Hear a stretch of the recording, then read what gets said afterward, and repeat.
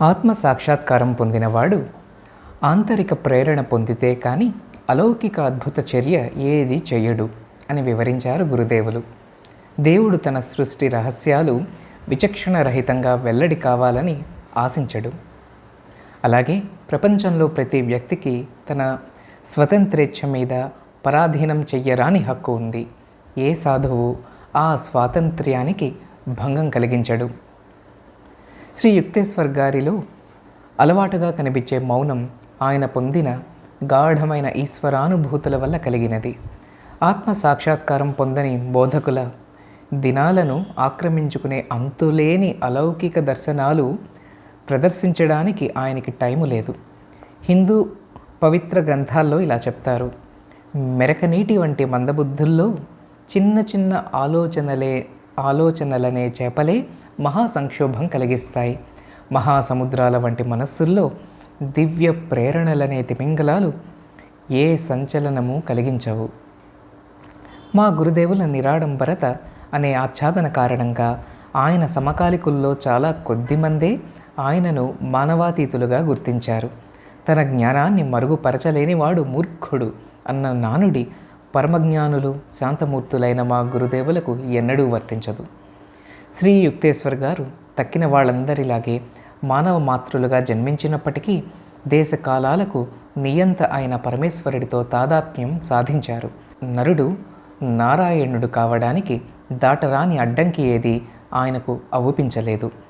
మనిషిలో ఆధ్యాత్మిక సాహసికత లేకపోవడం తప్ప వేరే అడ్డంకి ఏదీ లేదని నేను క్రమంగా గ్రహించాను.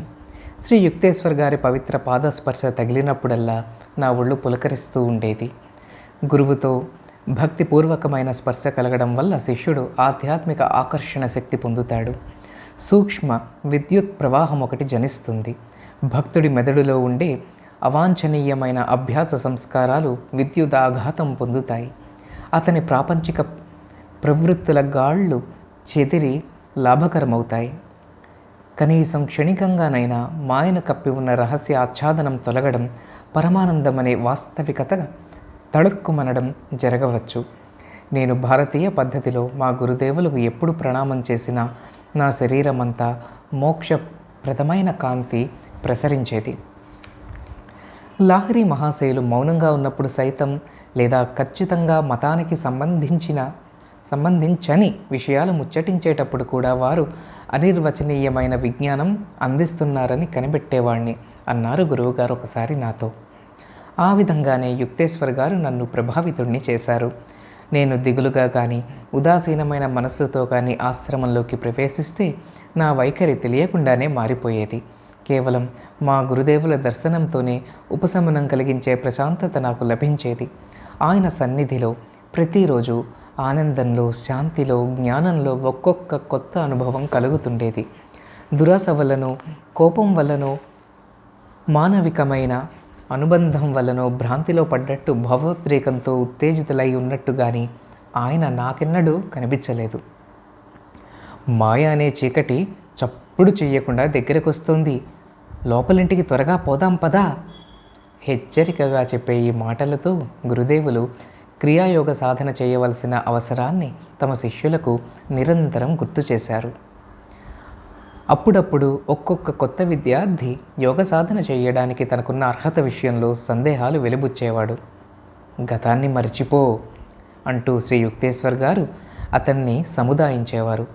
మనుష్యులందరి గత జీవితాలు అనేక అవమానాలతో చీకటి ముసురుకొని ఉన్నవే. మనిషి దైవీ భావనలో దృఢంగా నెలకొనే వరకు మానవ ప్రవర్తనను ఎన్నటికీ నమ్మడానికి వీలు లేదు. నువ్వు కనుక ఇప్పుడు ఆధ్యాత్మిక కృషి చేసినట్లయితే ఇక ముందు ప్రతిదీ మెరుగవుతుంది. ఆశ్రమంలో గురువుగారి దగ్గర చిన్న చిన్న శిష్యులు ఎప్పుడూ ఉంటూ ఉండేవారు. వాళ్ళ బౌద్ధిక, ఆధ్యాత్మిక శిక్షణ ఆయన యావత్ జీవితాసక్తి. ఆయన గతించడానికి కొద్ది కాలం ముందు కూడా 6 ఏళ్ల వయసు గల కుర్రాళ్ళు ఇద్దరిని, 16 ఏళ్ల వయసు గల కుర్రవాడిని ఒకడిని ఆశ్రమ వాసానికి స్వీకరించారు.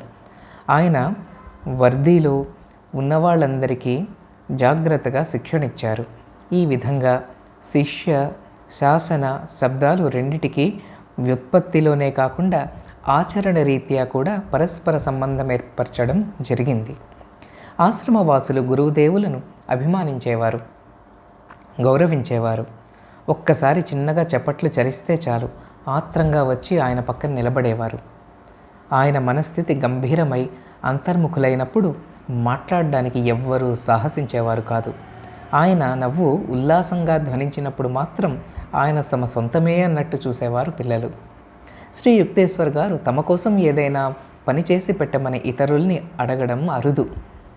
ఏ శిష్యుడు చేసే సహాయమైనా సంతోషంగా చేయకపోతే స్వీకరించేవారు కాదు. శిష్యులెప్పుడైనా ఆయన బట్టలు ఉతికే అవకాశ భాగ్యాన్ని కనుక మరిచిపోతే గురుదేవులే స్వయంగా ఉతుక్కునేవారు.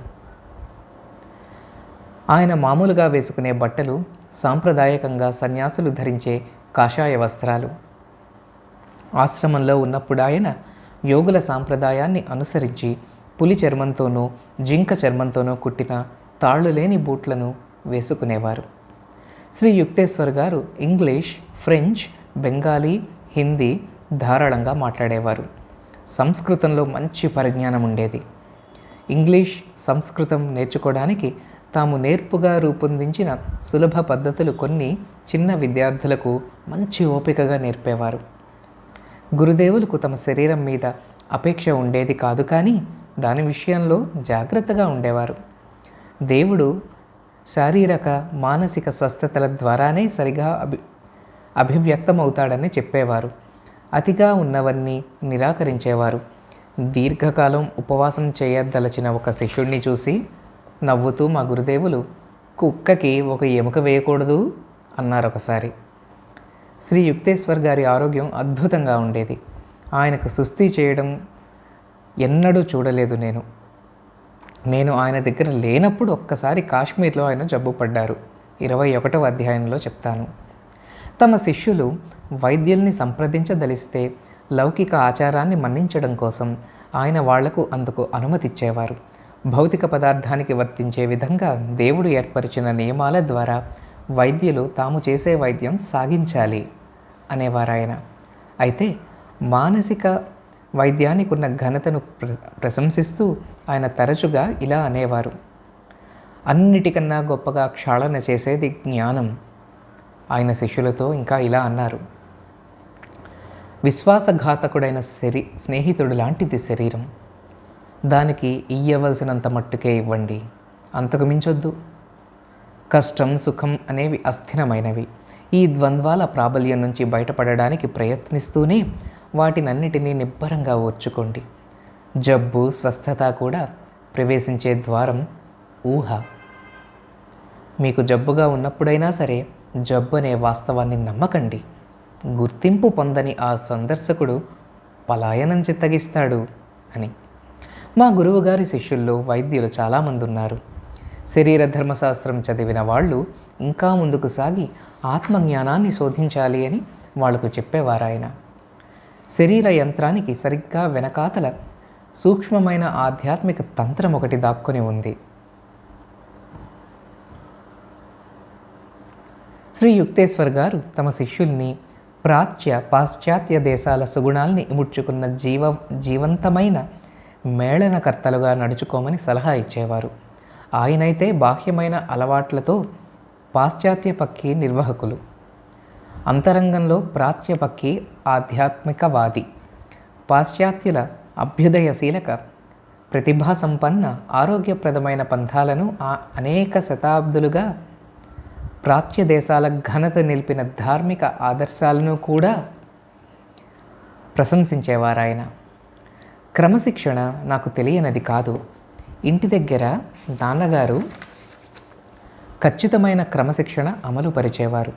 అనంతుడు తరచూ కఠినంగా వ్యవహరించేవాడు. కానీ శ్రీ యుక్తేశ్వర్ గారి శిక్షణ పటిష్టమైనదనాలే కానీ మరొక రకంగా చెప్పడానికి వీల్లేదు.